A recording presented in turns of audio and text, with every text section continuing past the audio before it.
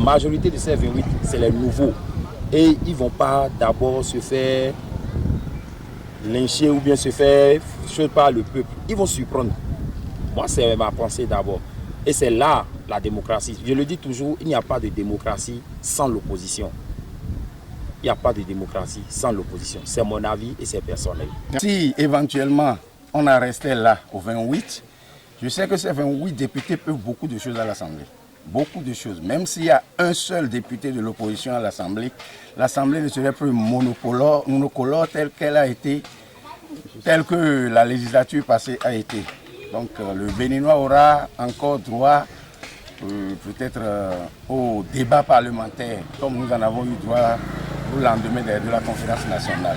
Ça va renaître et ça va commencer par encore redonner l'habitude aux Béninois avant 2006 qu'il y a une différence entre cette 9e législature et la 8e. Un seul député déjà, de manière individuelle, peut jouer les deux rôles qui sont destinés aux députés. Lesquels? La législature et le contrôle de l'action gouvernementale.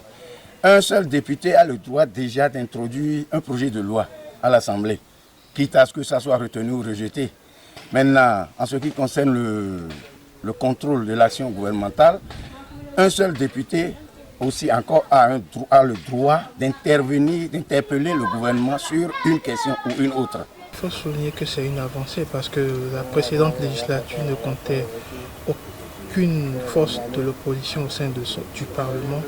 Et c'est une avancée pour les démocrates déjà et ensuite une avancée pour l'opposition au Bénin.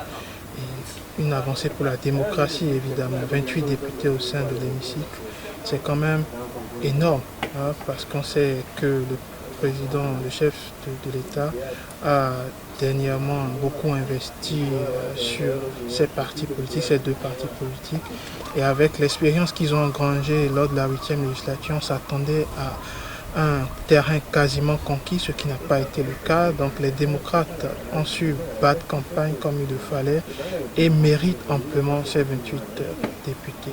Quant à savoir si l'opposition jouera vraiment son rôle au sein de l'hémicycle, le temps nous le dira parce que 28 députés à l'Assemblée, c'est quand même l'inclusion au sein des débats politiques.